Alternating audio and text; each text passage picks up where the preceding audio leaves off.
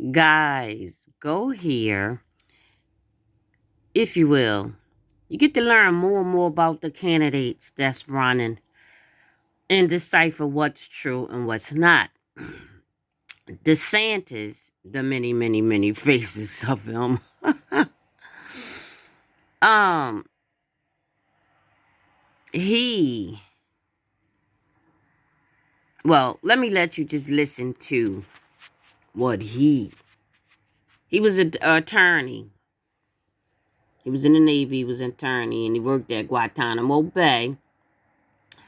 And let's just take a listen to go here. Go here. And let's take a listen. As he was running for governor in Florida. Well, with DeSantis expected to soon launch a run for the White House, we're joined by former Guantanamo prisoner Mansour Adayfi. At the age of 18, he left his home in Yemen to do research in Afghanistan. Shortly before he was scheduled to return home, he was kidnapped by Afghan warlords and sold to the CIA after the September 11th attacks. He was jailed and tortured in Afghanistan, then transported to the U.S. military prison at Guantanamo in 2002, where he was held without charge for 14 years, many of those years in solitary confinement. Mansour Adayfi now joins us from his home in Belgrade, Syria.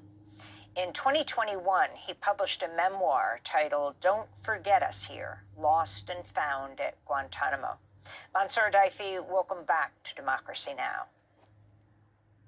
Detainee 441. Explain your connection to the current Florida Governor DeSantis. That back to 2006. As you know, let me give a brief introduction. So why we went on hunger strike in the first place? As you know, we were transferred to Guantanamo, spent years without any kind, until now, without kind charges or rights and so on. By the end of 2002, General Jeffrey Miller arrived and he turned the Guantanamo into experimenting lab, and the situation got only worse every month and every year. Let's hear that again. 2005, without any kind, until now, without kind charges or rights and so on.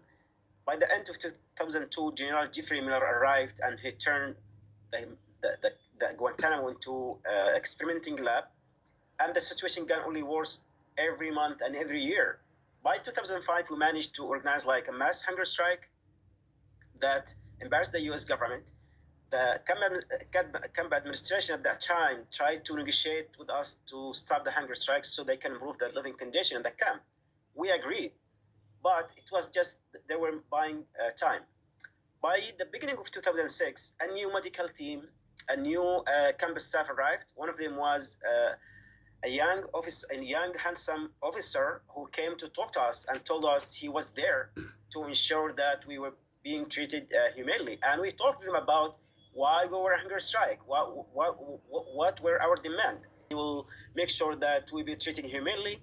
Only 2 months, I think even less, even less 2 months later, we were dragged to solitary confinement, different camps, different blocks.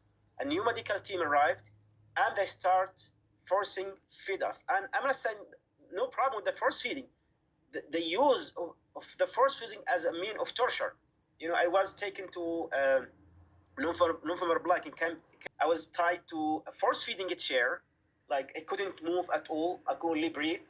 Guards bring piles of Ensure, and they started with the nurses pouring can of Ensure one after another. The only way you eat.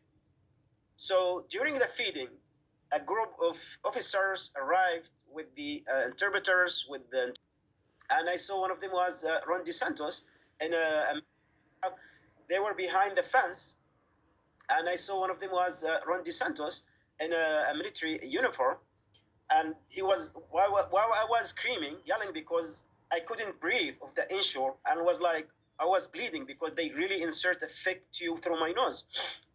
So I was calling them, asking, and he was actually laughing, looking at the other officers and smiling.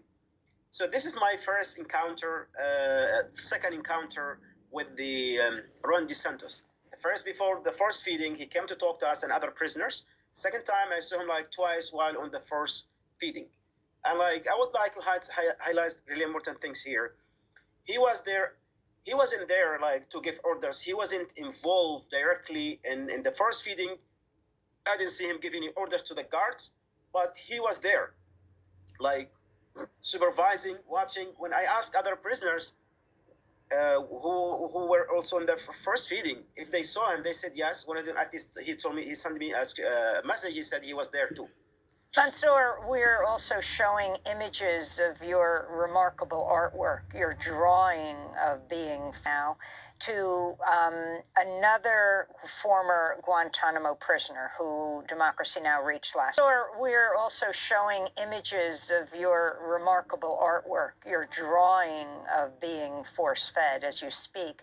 But I wanted to turn right now to... Was that true? So I was a junior officer. I didn't have authority to authorize anything.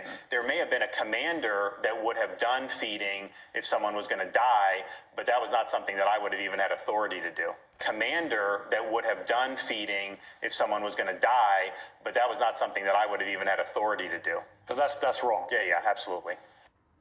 So what you just heard DeSantis say, he's denying ever being there or supervising force feeding this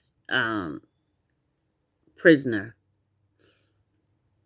That was a month ago. Let's take a listen to 5 years ago when DeSantis was asked about it. But in an interview 5 years ago, in 2018, DeSantis admitted to CBS Miami that he'd authorized force feeding.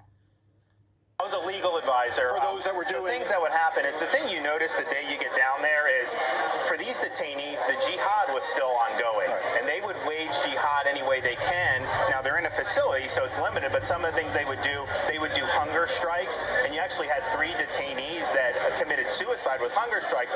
So everything at that time was legal in nature one way or another. So the commander wants to know, well, how do I combat this? So one of the jobs of the legal advisor would be like, hey, you actually can force feed. Here's what you can do. Here's kind of the rules of that. That was Ron DeSantis in 2018, for governor in Florida. Well, there's more information on this guy. I like to call this the rising, or should I say the falling after the rising. Go ahead, guys.